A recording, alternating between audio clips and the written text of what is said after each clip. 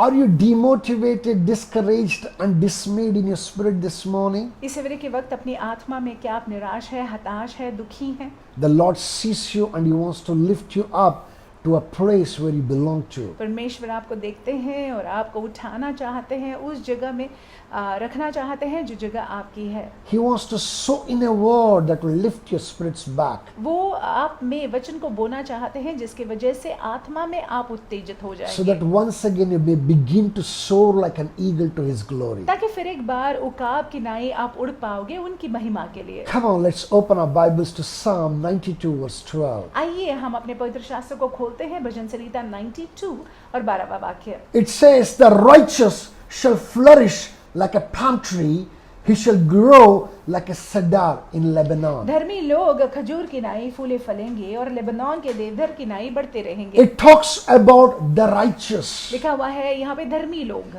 not the ones who stand in their own self-righteousness. वे लोग नहीं जो अपने खुद की धार्मिकता में खड़े रहते हैं। A human self-righteousness is like filthy rags before the Lord. मनुष्य की धार्मिकता, उनके मनुष्य की स्वयं की धार्मिकता जो है परमेश्वर के नजर में चिथड़ों के समान है। You and I don't stand in our own righteousness, but we stand in the imputed righteousness of Jesus Christ. हम और आप अपने स्वयं की धार्मिकता में नहीं खड़े रहते हैं, लेकिन हम और आप जो यीशु मसीह ने हमको धार्मिकता दी है वो धार्मिकता में खड़े रहते हैं। That righteousness gives us a standing before God. और उसकी वजह से हम परमेश्वर के सामने खड़े रह पाते हैं। So such righteous shall flourish like palm trees. सो ऐसे धर्मी लोग खजूर के पेड़ के नाई फूलेंगे फलेंगे। Listen to this carefully. ध्यान You से are सुनिएगा। called to flourish. आपको मुझको बुलाया गया है कि हम फले फूले, You're not called to languish, but you're called to flourish. और हमको बुलाया गया है कि हम फले और फूले, We are not called to be depressed and suppressed, but we are called to flourish. और हमको इसीलिए ही नहीं बुलाया गया है कि हम निराश हो जाए, हताश हो जाए, दुखी बने रहे। हमको बुलाया गया है ताकि हम फले फूले, How we are called to like a palm tree. एक खजूर के पेड़ के नाई। My brothers and my sisters, मेरे भाइयों मेरी बहनों, this morning we're going to learn 3 lessons from this palm tree. इस सवेरे के वक्त हम 3 सीखों को सीखेंगे खजूर के पेड़ से, Which will definitely encourage each one of us. जिसके जरिए हम और आप प्रोत्साहित हो जाएंगे। Number 1, you can cut it, but you cannot kill a palm tree. खजूर के पेड़ को आप काट सकते हैं लेकिन उसको खत्म नहीं कर सकते हैं। Listen to this carefully. ध्यान से सुन लीजिएगा। All other trees out there, they receive the nutrients and their minerals at the bark level, at the surface of the earth. और देखिए बाकी के सारे पेड़ जो है उनको अपना पोषण जमीन के ऊपरी क्षेत्र से मिलता है। If anyone cuts the tree at the bark level, अगर कोई जो है पेड़ के तने को पूरी रीति से काट देता है they are killing the tree. तो वो पेड़ को खत्म कर रहे हैं, They're killing the tree forever, और हमेशा के लिए पेड़ को खत्म कर रहे हैं। but not with palm tree. लेकिन खजूर के पेड़ के साथ ऐसा नहीं होता है, Because it receives its strength from within.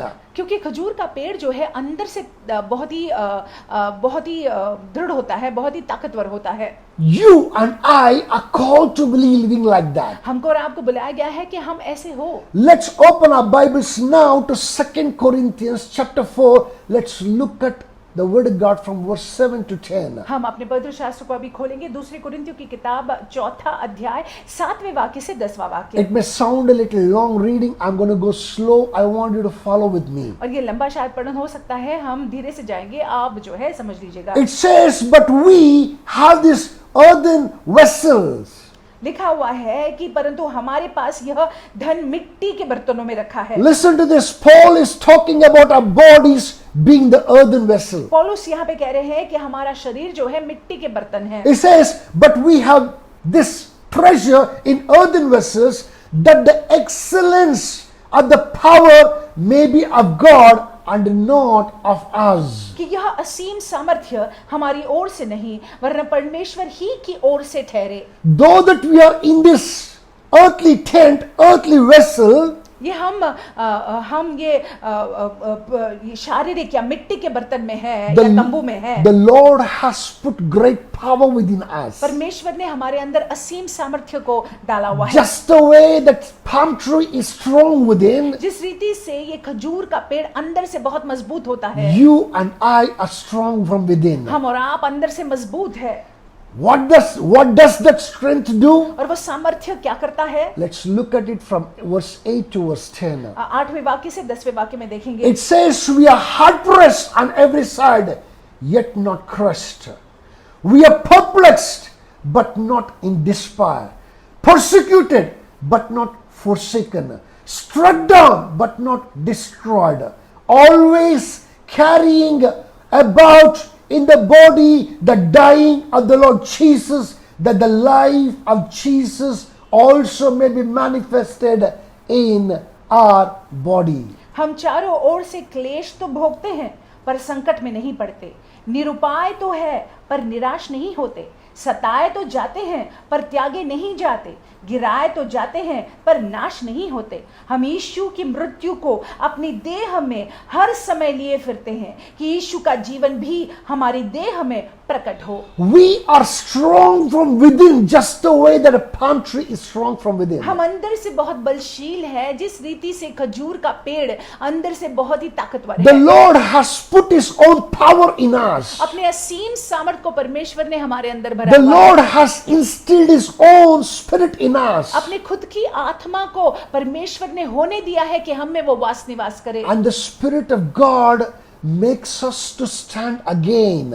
और परमेश्वर की आत्मा होने देते हैं कि हम पुनः खड़े हो जाए। No amount of pressure, no amount of hurt, no amount of problems, no amount of difficulties can ever kill us. हमको कोई भी चीजें दबा नहीं सकती, कोई भी कठिनाई जो है या फिर निराशता या फिर ऐसी बातें जो है हमको मार नहीं सकती है। You are that palm tree आप वो खजूर का पेड़ है and you're called to flourish like it. और आपको बुलाया गया है कि आप उस खजूर के पेड़ की नाई फूले फले। Number two thing that we learn from palm tree, और दूसरी बात जो हम खजूर के पेड़ से सीखते हैं, it will bend but it will not break. खजूर का पेड़ जो है वो झुकता तो है लेकिन टूटता नहीं है। A tropical wind is so strong, और ट्रॉपिकल जो हवा होती है बहुत ही तेज होती है। it can uproot the trees. ऐसा मतलब ऐसी गति होती है जिसके वजह से पेड़ उखाड़े जा सकते हैं। But a palm tree cannot be uprooted. लेकिन एक खजूर का पेड़ जो है उसको उखाड़ा नहीं जा It सकता will है। bend when the storm comes. और जब हवा तेज से चलती है तो वो झुकती है। It will bend to even almost to the sleeping position. और वो मतलब बहुत ही ज्यादा झुक सकती है। But the moment the wind stops, when the kind of a great wind stops, it will come back to where it was. लेकिन जब हवा चलने रुक देती, हवा का वो बहाव जो है वो चलना जो है जब रुक जाता है तब जाकर वो सीधी खड़ी हो जाती You है। know another very interesting thing about palm tree? खजूर के पेड़ को लेकर और एक दिलचस्प बात आप जानते हैं, Whichever the area that it was finding it difficult to stand, that very area next time receives double the strength and it will become strong. और जिस क्षेत्र में वो खजूर का पेड़ जो है खड़ा नहीं रह पाता है, अगली बारी जो है वही क्षेत्र में वो बहुत बलशील हो जाता है और खड़ा रह पाता है। You know what? In Christ, you and I are called to be so.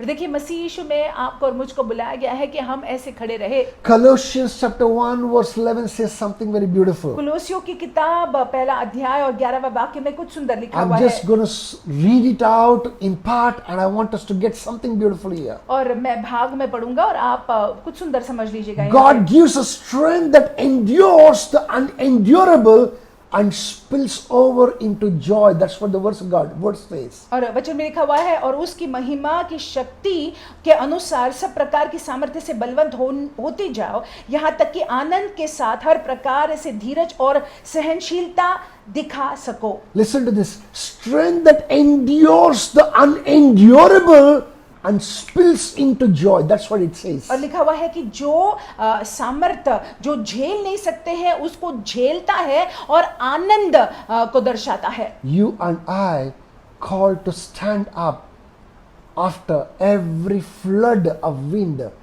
comes over us. और देखिए हमको और आपको बुलाया गया है कि हम खड़े हो जाए तेज हवा आने के बावजूद या तूफान आने के बावजूद। These are the pandemic days. ये महामारी के दिन है A great tropical wind must have blown on you. और हो सकता है कि ये बहुत ही तेज हवा चल रही है आप पर। I'm sure that you must have been bent, और ये हो सकता है कि आप झुक गए हैं but you cannot be broken. लेकिन आपको तोड़ा नहीं जा सकता है। God doesn't want you to be broken. परमेश्वर नहीं चाहते हैं कि आप टूट जाएं। God is giving you the strength once again to come back to where you belong to. परमेश्वर आपको बल दे रहे हैं कि आप वापस आ जाएं जहां पे आपको होना है। Receive your strength in the name of Jesus this आप morning. अपने बल को प्राप्त कर लीजिएगा यीशु मसीह के नाम से। Number 3, very importantly, तीसरी बात, महत्वपूर्ण बात, its depth always exceeds its height. और ये खजूर के खजूर का पेड़ जो है उसकी जड़ें जो है बहुत ही लंबी होती है उसके तने की तुलना में।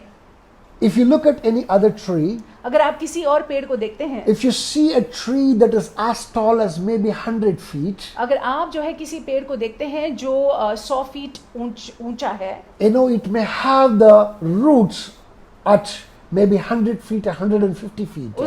उनका जो है उनकी जड़ें जो है 100 या 150 फीट नीचे हो सकती हैं। But when you see a palm tree that is 100 feet, लेकिन अगर आप एक खजूर के पेड़ को देखते हैं जो 100 फीट ऊंचा है, its roots you can find even at 500 feet below the surface. और ऐसे खजूर पेड़ के जो जड़ें हैं आप 500 फीट नीचे तक देखते हैं। How is it so? ऐसा क्यों है? A palm tree is constructed, configured very differently. एक खजूर का पेड़ जो है बहुत ही अलग है।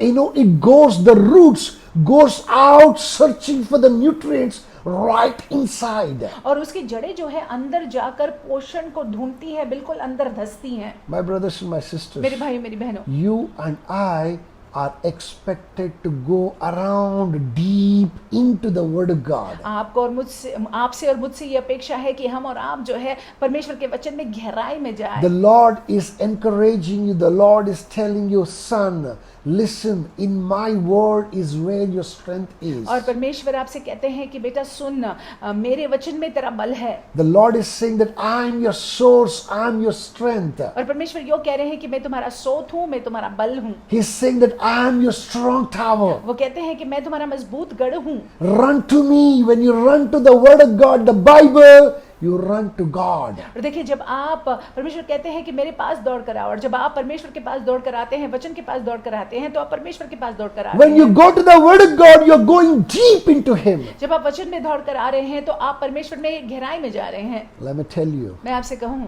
no wind, कोई भी हवा, no storm कोई भी तूफान can ever uproot you. आपको उखाड़ नहीं सकेगी। The pandemic that you're facing is too small. जो महामारी का सामना आप कर रहे हैं बहुत ही छोटा है, It's nothing in front of who you are. और जो आप हैं उसके सामने ये कुछ भी नहीं है। This morning, I want us to receive the strength from the Lord. और इस सवेरे के वक्त मैं चाहता हूँ कि ये बल आप परमेश्वर से प्राप्त कर ले। Remember that you're the palm tree that is unbendable. आप ये याद No, रखिएगा कि unbreakable. आप ये याद रखिएगा कि आप वो खजूर का पेड़ है जिसको तोड़ा नहीं जा सकता है। Remember that you are the palm tree that cannot be killed. और देखिए याद रखिएगा कि आप वो खजूर का पेड़ है जिसको खत्म नहीं किया जा सकता है। Remember that you are the palm tree that has its roots way down in the deep. आप ये याद रखिएगा कि आप वो खजूर का पेड़ है जिसकी जड़ें जो हैं बहुत ही अंदर धसी हुई हैं। Tell yourself, I'll come back to where I belong to. आप अपने आप से कहिएगा कि मैं जहाँ पे मुझे होना चाहिए मैं वहां पे आ जाऊंगा, In the name of Jesus. मसीह यीशु के नाम से। With these thoughts, I want you to go into your day. इन विचारों के साथ आप अपने दिन में जाइएगा। As you do that, जैसे आप ऐसा करते हैं, the Lord will continue to make you flourish like a palm tree in the name of Jesus. परमेश्वर होने देंगे कि आप खजूर के पेड़ के नाई फूले और फले। यीशु मसीह God के नाम bless से you. God bless परमेश्वर you. आपको आशीषित रखे, You have an awesome day. आपका दिन बड़ा अद्भुत जाए।